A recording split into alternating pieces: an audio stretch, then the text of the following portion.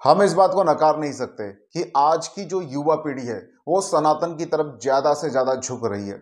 वो सनातन ग्रंथों का अध्ययन करना चाहती है, सनातन के विषय में और अधिक से अधिक ज्ञान प्राप्त करना चाहती है। इसके लिए वो बुक्स पढ़ रही है और संत और ज्ञानियों के चरणों में भी जाकर बैठ रही है।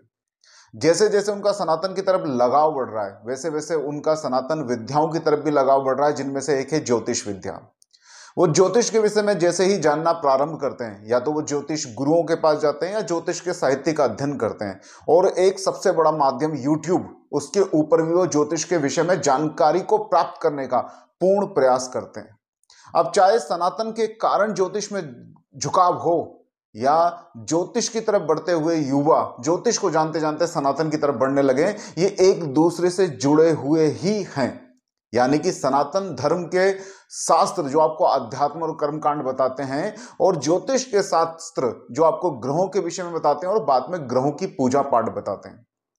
तो ये पूरा जो जुड़ा हुआ हिस्सा है सनातन का, ये जो दोनों एक मत हैं, चाहे जिन ज्योतिष हो, चाहे सनातन कर्मकांड हो, चाहे अध्यात्म हो, इनको अलग करने का काम आज का ज्योतिष वर्ग कर रहा है। मॉडर्न ज्योतिष कई ऐसे हैं जो इस जुड़ाव को खत्म करने के लिए अपना पूर्ण योगदान दे रहे हैं, और जो युवा ज्योतिष को जानकर सनातन की तरफ बढ़ सकते हैं, जो एक प्रबुद्ध वर्ग ज्योतिष के ग्रह उपासना करते करते सनातन के देवों की उपासना की तरफ भी आ सकता है, सनातन शिव की तरफ आ सकता है, उनको उनकी उस सोच को मिटाने का काम आज के मॉडर्न ज्योतिष कर रहे हैं। और वो ये कैसे कर रहे हैं, ये जानने के लिए इस वीडियो को अंत तक जरूर देखें। और आपको अगर मेरे प्रयास सार्थक लगें तो इस चैनल को सब्सक्राइब करें, और इसी तरह के अन्य वीडियो मेरे चैनल पर जाकर आप देख सकते हैं। तो प्रारंभ करते हैं सनातन विद्या के इन सनातन दुश्मनों की बात। नमस्कार दोस्तों, मैं हूं रामचंद्र आमेटा, आपका अपना होरोस्कोप रीडर। रिसेंटली मैं अपने मित्र के साथ बाहर घूमने गया। वहां में एक दिव्य शनि मंदिर मिला। हम दोनों ने साथ में जाके शनिदेव के मंदिर के अंदर प्रवेश किया। मैं सीधे शनिदेव के गर्भगृह के समक्ष, उनकी मूर्ति के समक्ष, श्री विग्रह के समक्ष जाकर बैठ गया और उनकी स्तुति करने लगा। मेरा मित्र थोड़ी दूर से उनके गर्भगृह की परिक्रमा लगाकर बाहर जाके खड़ा हो गया। मैंने थोड़ी देर शनिदेव के मंत्र जाप किए, मैं भी बाहर निकला और मैंने मित्र से पूछा, भाई तूने ये क्या किया? जब अपने को यहाँ आना ही था तो थोड़ी देर मेरे साथ बैठ के शनिदेव की स्तुति कर लेता, मंत्र जाप कर लेता। तो उसने बोला, नहीं वो मैं घर जाके कर लूंगा। शनिदेव की मूर्ति के समक्ष, उनके नेत्रों के समक्ष सीधे खड़ा नहीं होना चाहिए, सीधे जाके उनको प्रणाम नहीं करना चाहिए। मैंने उससे पूछा, ये दिव्य ज्ञान कहां से बटोरा है तूने? तो उसने मुझे इंस्टाग्राम पे एक रील दिखाई जिसपे प्रबुद्ध ज्योतिषी इस तरह की बातें बता रहे थे। मैंने उस रील को और स्क्रॉल किया तो वहां पर उन्होंने एक और ज्ञान की बात बताई, जिससे मुझे थोड़ा सा विश्लेषण करने का मन हुआ, जो मैं इस वीडियो के अंदर आपके लिए लेके आया हूं।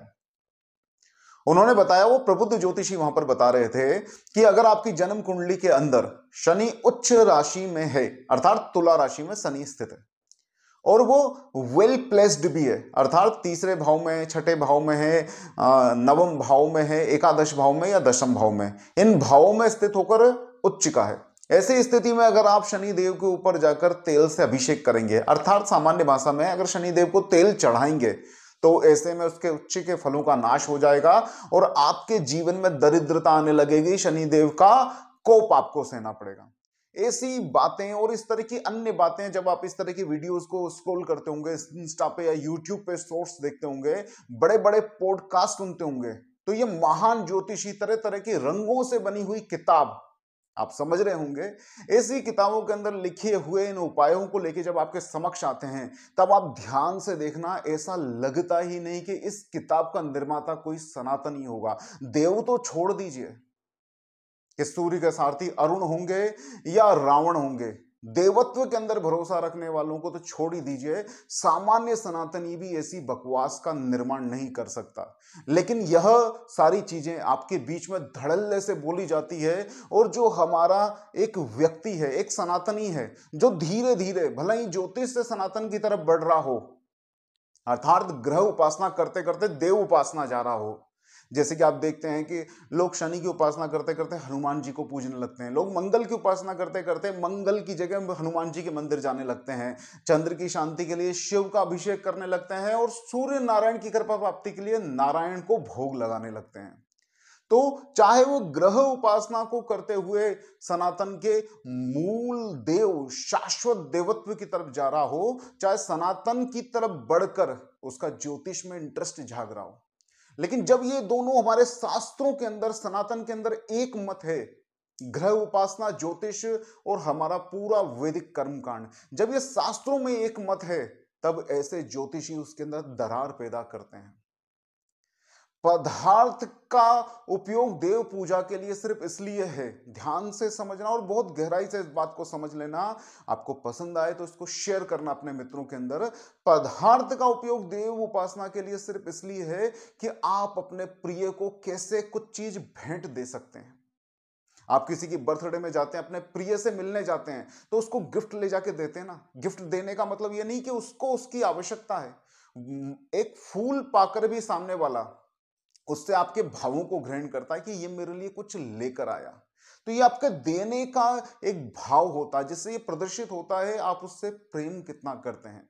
तो ये बस देने के भाव को समझने के लिए, अपने प्रिय को कुछ ना कुछ अर्पित करना है तो क्या करें, भाव निकाल के सामने नहीं रख सकते, इसलिए आप पदार्थ रखते हैं, फूल रखते हैं, मिठाई रखते हैं, तरह तरह के अन्य वस्तुएं रखते हैं जो शास्त्रों में बताई गई है, या आपके मन में कोई श्रद्धा होती है तो उस तरह से अपने देव को वो अर्पित कर देते हैं। तो पदार्थ का उपयोग जो देव उपासना के लिए होता है, वो हमारे भावों के कारण होता है और हम उससे देव की प्रसन्नता चाहते हैं। लेकिन देव की भावना जिसके अंदर की है हमने, उसको हम कुछ चढ़ा देंगे, हम उसको कुछ दे देंगे, या हमारे भाव उसके प्रति प्रेम से व्यक्त कर देंगे, तो वो देव हमसे रूठ कैसे जाएगा, वो अपने विपरीत परिणाम कैसे देने लगेगा। तो ये जो ज्योतिषी सनातन धर्म के अंदर व्यवस्थाओं के पूर्ण नाश को उन्मुक्त हो रहे हैं, इन्हें आपको समझना होगा और कम से कम इनकी व्यर्थ बकवास को रोकना होगा। नहीं तो ये धीरे धीरे इन ग्रहों को, जिनके अंदर हमारी देव की भावनाएं, इनको ये दुष्ट ही बना देंगे, क्योंकि जो नाराज होकर आपका नुकसान कर सकता है वो देव कैसे हो सकता है।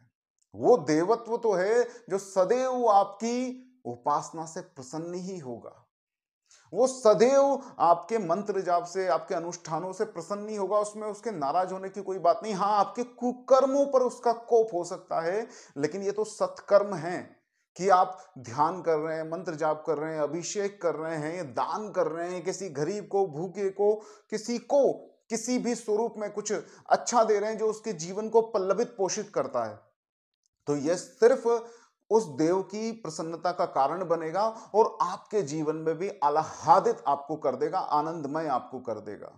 तो मेरा पुनः आप सबसे निवेदन है, ज्योतिष के अंदर ये जो तरह तरह की किताबों के रचयिता तरह तरह से भ्रम को डाल रहे हैं, तरह तरह से आपको सनातन परंपराओं से दूर करने का प्रयास कर रहे हैं, इनसे बचिए। और निश्चित रूप से आपका जब मन हो, जब आपकी व्यवस्थाएं सार्थक हो, तब जाके शनि देव का अभिषेक कीजिए, और इवन संपूर्ण तेल धारा के साथ रुद्राभिषेक, शनि भी रुद्र हैं, रुद्राभिषेक कीजिए, वो आपका कल्याण ही करेंगे, कठिन परिस्थितियों से आपको निकाल के बाहर खड़ा कर देंगे। और शनि आपकी जन्म कुंडली के अंदर अपनी नीच राशि में निम्नतम स्थिति में भी अगर होगा तो वहां पर वो प्रफुल्लित होकर आपको शुभ देने लगेगा। और अगर आपकी कुंडली में कहीं उच्च का बैठा हुआ है तो जीवन के अंदर और उच्च आयामों को क्रिएट कर देगा। इसलिए इन भ्रमित लोगों से, इन भ्रमित बुद्धि से दूर रहें, नहीं तो ये आपके अंदर सनातन भ्रम पैदा कर देंगे। आशा करता हूं आपको यह विश्लेषण पसंद आया होगा। आप इस वीडियो को निश्चित अपने मित्रों में शेयर करें जो शनि के दूर से दर्शन कर रहे हैं या उनकी दृष्टि से बचने का प्रयास कर रहे हैं। उनको बोलना, बुरे कर्मों से बचने का प्रयास करें और शनि के समक्ष जाकर माथा टेकें, आपका कल्याण ही होगा।